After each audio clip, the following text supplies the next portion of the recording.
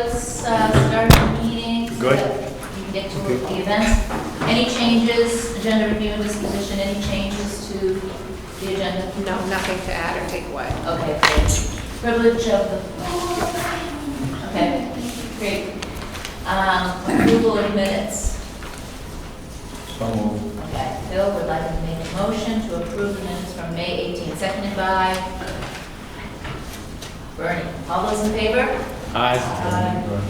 Opposed? Abstaining? All right, great. Student report, we have a student principal report. Thank you, Madam Chair. As you can see, we're getting set up tonight for senior awards. It's kind of nice to be home. It looks nice in there. So tonight, approximately 66 kids have applied for a scholarship, totaling over $120,000. So that'll be an honor to give those tonight, followed by the athletic, and finally the academic. We have socially distanced the kids.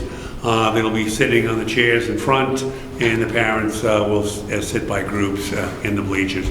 I have, thank you, Andy, they're live streaming it too, and there'll be accommodations if we overflow into the auditorium.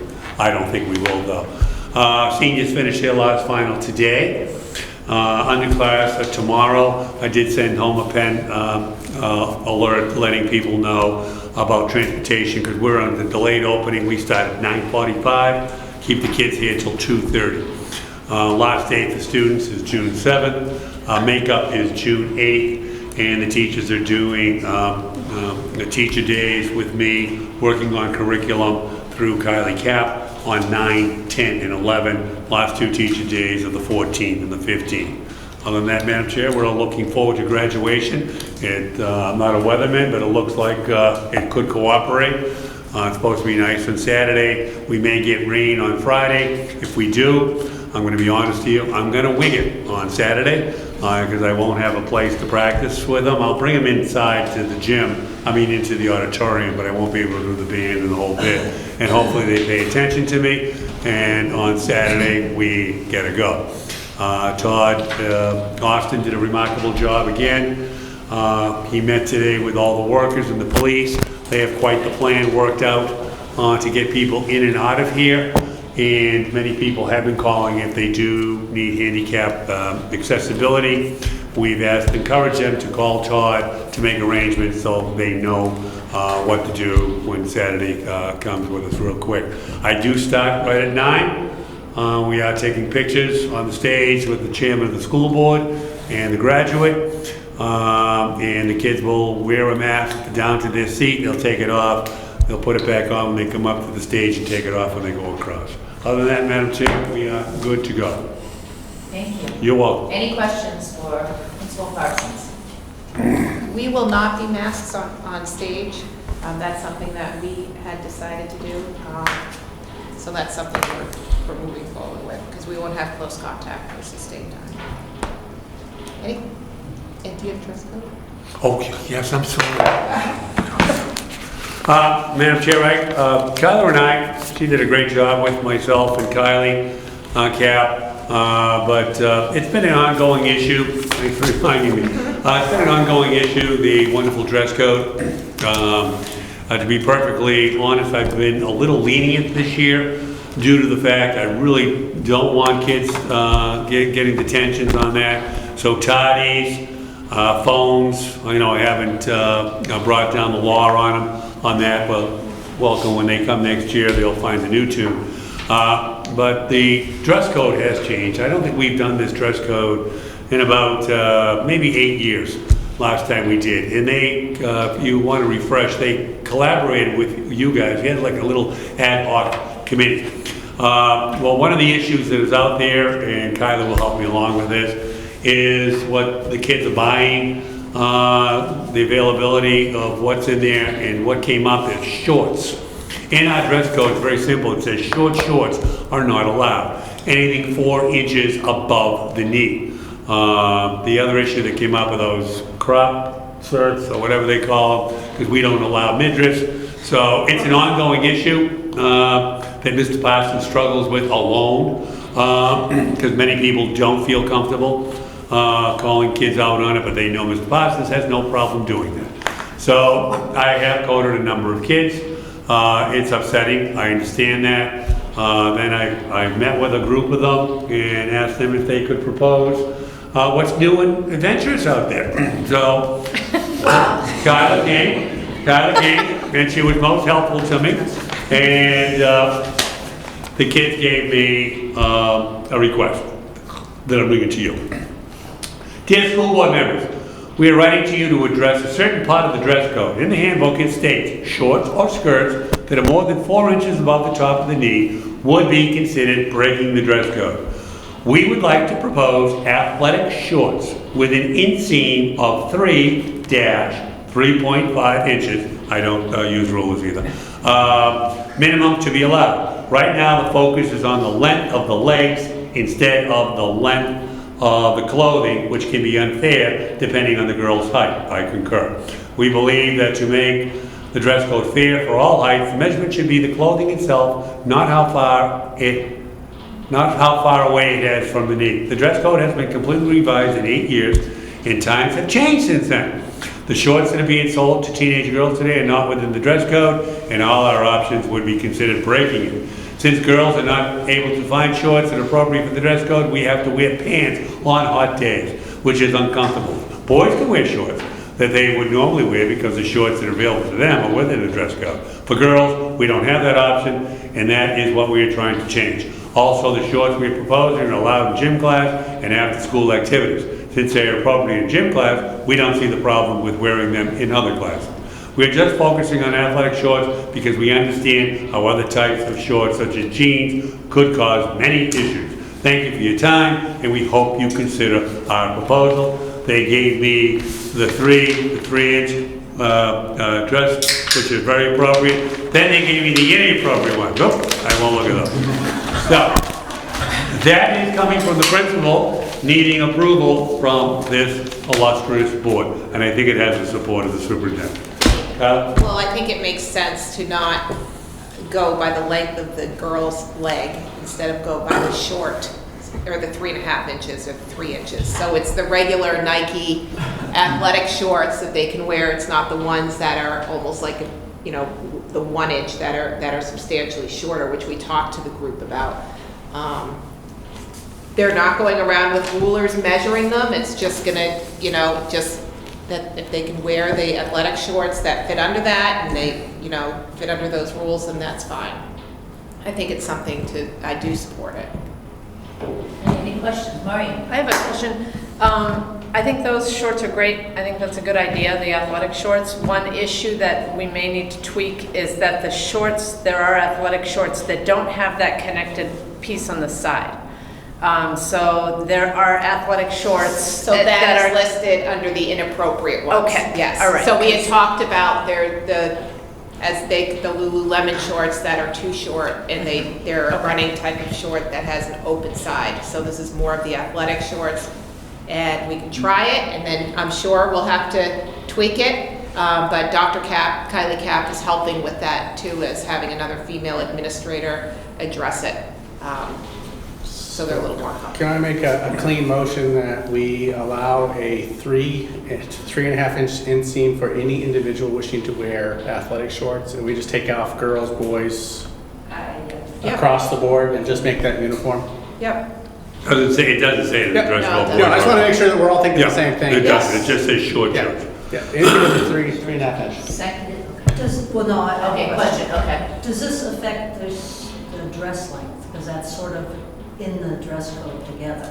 They were very specific to athletic shorts only, to just try it with that piece to see where we could go. I'm sure that we'll have to adjust it within the next few years anyways, but I think this is a good first step to just see, okay, can we wear the athletic shorts? They originally, years ago, they wanted 3 inches, you guys wanted 5, and you compromised to 4. That's how it went before, above the knee. above the knee, for a shirt, for a skirt.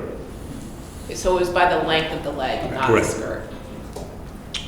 Walter, were you seconding the motion on the table, or were you? Second that, yes. you want to second that? All right, well, first, Beth, any other questions? Yes, another question. So this is a motion to tweak the dress code, that's the existing dress code. Will that dress code come back before us again for more discussion, or is that just adding something? Just to add it, tweak it. Okay. Yeah. I gotta change the handbook, it'll go in for next year, just this one piece. As long as it's very specific, so that there's no. It's gonna say not 4 question. inches, the shorts are gonna say 3 to Yeah. 3.5 Let's inches. just- Right. To save you from having to deal with it, the more specific it is, the better. So that the kids aren't saying, well, this falls under athletic shorts and, you know.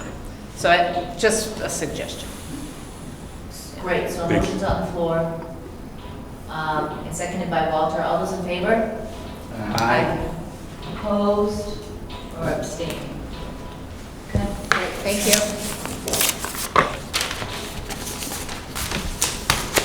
Discussion items, retreat date, July 20th at Owl's Nest. Yeah, so I just wanted to throw that out there, if all of you were nice and early. July 20th is a Tuesday at Owl's Nest, and we were thinking, Lisa, 2 o'clock, I think would be enough time with, and then we can eat while we're there too. So that 2 o'clock, if that works for everyone. Same place, the clubhouse, if Clubhouse, still yep. houses, unless they've changed things. The breakout room. How does that, everybody good with that? Okay. I just wanted, before everybody starts making plans. So, great, thank you. Budget review? Yeah, so this is I brought Dan tonight with the recommendation with our end of year funds. We've talked about it since really February. We started talking about where we're at and making some decisions around capital improvements and what to do with the retained fund balance as well. So Dan has a recommendation that we have already discussed that I think that I support. So Dan? Thank you. As Kyla said, we've had a number of discussions over the last few months. Everything that was discussed has been put under contract, and all funds that were projected have been encumbered. Spending has happened along the lines of our previously stated projections.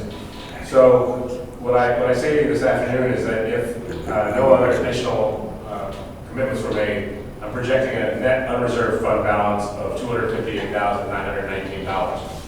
That you have a capacity to retain, if you chose to vote to retain a portion of the fund balance, you could retain up to $292,535.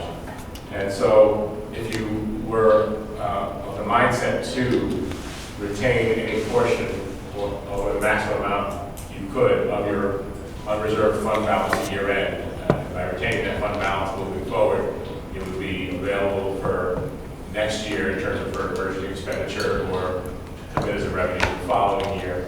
But with the motion, if you were to contemplate it, would go along the line. I would recommend a motion along the lines of a motion to retain any fund balance to the maximum amount available, but not have a specific number because the numbers do fluctuate a little bit here and there, even through the end of the year and into the following period over the summer.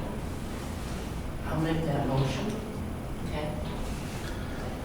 I can second that motion. Second by Roger. All those in favor? Can I ask a question? Yes. If we, in essence, you're kind of putting that then in the reserve fund, correct? Yes. How much will go back to offset taxes? How much, what's the difference between that and? So if the year were to wrap up, as I currently see it happening, there would be nothing in the form of a fund balance returned to reduce taxes other than the $272,000 that was retained last year that was committed during the budget season this past winter as a revenue for this coming fall's tax rate setting season. Right? So last year you had to retain about $272,000, and this past winter the board voted to make that a revenue for this coming tax season. So that's why there's nothing in the reserve pool now. Okay. So what you can do is you can retain up to $292. So let's say, for example, we went with the year there was $300,000 left over.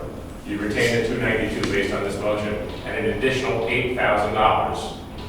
The difference between the capacity and what you have left over would get added to that amount from last year that's already been committed to the fall revenue. Okay. Am I overcomplicating it? No, that's fine. Okay. Any other questions? Okay, we'll proceed with the motion on the floor, seconded by, Roger. My second. Roger, okay, and you made the motion, Barbara. All those in favor? Aye. Opposed? Abstaining? Thank you. Great, thank you. Thank you. Thanks for the explanation, that's helpful. No problem. Any other business to, The only piece is that I would like to keep the June 15th meeting. I was hoping to maybe not have it, but I just would like to hold that for right now, full board meeting, not a committee meeting. what do you think for time, 4:30 or 5, summer schedule, people want 4:30? If people can do 4:30, that's fine. I don't know if that works for everyone. 4:30? We'll do that because we're kind of getting close to summer. That's fine. Yep. And board member concerns, anyone? Anything, questions? Okay. And privilege of the floor. And, okay, motion to go into non-public. So moved. Second. All right. Walter. Yes. Kathy.